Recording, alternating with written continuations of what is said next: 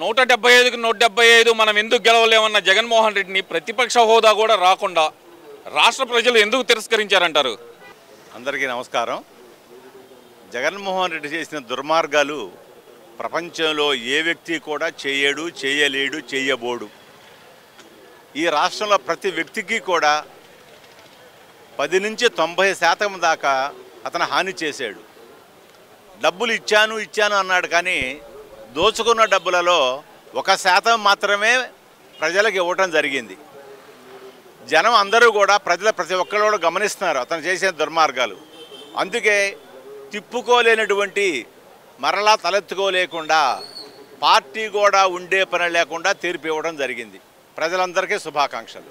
అంటే ఇక్కడ మరీ ముఖ్యంగా చూసుకోవాల్సింది హేమీలు మాకు తిరుగులేదు అనుకున్న వాళ్ళు, వైసీపీ పార్టీలో మాకు తిరుగులేదు, మాకు ఎదురు లేదనుకున్న మంత్రుల్లో చాలామంది ఓడిపోవటం అసలు ఎలా చూడాలంటారు? 2019లో చంద్రబాబు గారి యొక్క అలసత్వం వలన మాత్రమే జగన్మోహన్ రెడ్డి గెలిచాడు. ఆ రోజు అది విజయం కాదు, నైతికంగా చంద్రబాబుకే విజయం దక్కింది. అయితే ఈ 5 సంవత్సరాలలో జగన్మోహన్ రెడ్డి కానీ వారి మంత్రులు కానీ వాడిన భాష, పదజాలం సామాన్య మానవుడు కూడా భరాయించలేనటువంటి స్థితికి దిగజారిపోయింది. ముఖ్యంగా రాజకీయ నాయకులు మాట్లాడేటప్పుడు కుటుంబ విషయాలు ఎప్పుడూ ప్రస్తావించకూడదు. ఇంట్లో వాళ్ళకి రాజకీయాలకి ఏమీ సంబంధం లేదు. పవన్ కళ్యాణ్ గురించి కానీ, భువనేశ్వర్ గారి గురించి కానీ, లోకేష్ గురించి కానీ వాళ్ళ మంత్రులు మాట్లాడిన మాటలు జీవితంలో ఏ వ్యక్తి కూడా మరిచిపోలేడు. వారికి తగిన శాస్తి రాబోయే కాలంలో జరిగి తీరుతుంది. కొంతమంది ఇప్పటికే పారిపోయారు, మరి కొంతమంది సిద్ధంగా ఉన్నారు పారిపోవడానికి. ఎక్కడ ఉన్నా సరే వాళ్ళని వదిలిపెట్టే ప్రసక్తే లేదు. అంటే ముఖ్యంగా వైసీపీ పార్టీలో A2గా పేరు పొందిన విజయసాయిరెడ్డి ఘోర పరాజయం ఎలా చూడాలంటారు? అతను వార్డు మెంబర్గా కూడా గెలవలేడు.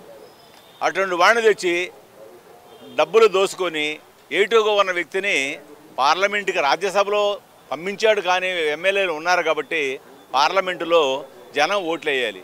ఎవరు కూడా ఓట్లు వేయలేదు. ఘోరంగా ఓడిపోయాడు. ఘోర పరాజయం అది ముందుగా ఊహించిందే.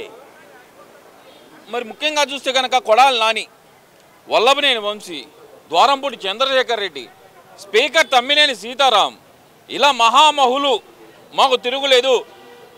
కొడాలి నాని అయితే గుడివాడ గడ్డ కొడాలి నాని అడ్డ అంటూ మాట్లాడిన ఆయన ఆ గడ్డను వదిలేసి ఎందుకు వెళ్ళిపోవాల్సి వచ్చిందంటారు? అసలు కొడాలి నాని ఎక్కడి నుంచి వచ్చాడు?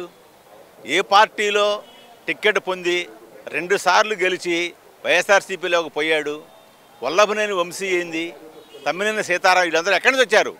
వాళ్ళకి పుట్టినిల్లు తెలుగుదేశం. అటువంటి పుట్టినింటినే ద్రోహం చేసిన వాడిని ప్రజలు ఎప్పటికీ క్షమించబోరు. అందుకే తగిన గుణపాఠం చెప్పి మరలా తలెత్తుకోకుండా చేశారు.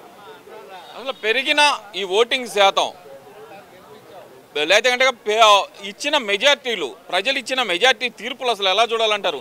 ఒక్కొక్కరికి దాదాపు 90,000, 95,000 మెజార్టీలు ఎలా చూడాలంటారు ఈ పరిస్థితి? ఈ మెజారిటీలు ముందు ఊహించినయే. అయితే వాళ్ళు ఏదో ఒక విధంగా బూతులు క్యాప్చర్ చేసి ఎలక్ట్రానిక్ మిషన్లు పగలగొట్టి గెలవాలని ప్రయత్నం చేశారు.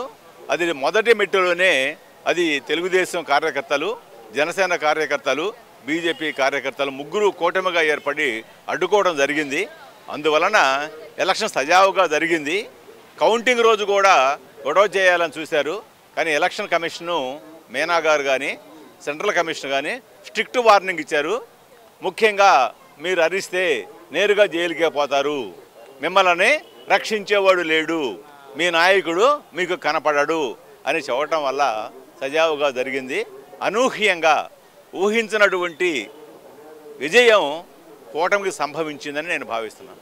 మరి ముఖ్యంగా ఒక నాయకుడి మీద లేదంటే ఒక ప్రభుత్వం మీద ప్రజలకు వ్యతిరేకత వస్తే ఇంత దారుణమైన తీర్పిస్తారా అనే విధంగా 151 సీట్లతో అధికారంలో ఉన్న జగన్మోహన్ రెడ్డిని 11 సీట్లకు పడేయటం అసలు ఎలా చూడాలంటారు దీన్ని? 15 సంవత్సరాల ముఖ్యమంత్రిగా ఏ తప్పు చేయకుండా రాష్ట్రాన్ని ఇతోధికంగా అభివృద్ధి చేసినటువంటి చంద్రబాబునే ఈ జనం ఓడించారు.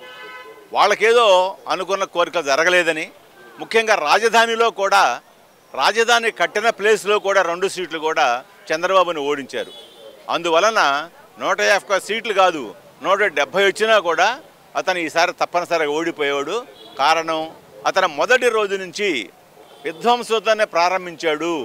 ప్రజావేదిక కూల్చడం దగ్గర నుంచి చంద్రబాబుని ఏ కారణము లేకుండా పైసా అవినీతి లేకపోయినప్పటికీ కూడా అరెస్టు చేసి 53 రోజులు జైలులో పెట్టి చంపటానికి ప్రయత్నం చేశాడు. కాబట్టి ఎప్పుడూ నోరు తెరవని వ్యక్తి కూడా అంతర్గతంగా నిర్ణయం తీసుకొని మే 13 కోసం వెయిట్ చేశారు.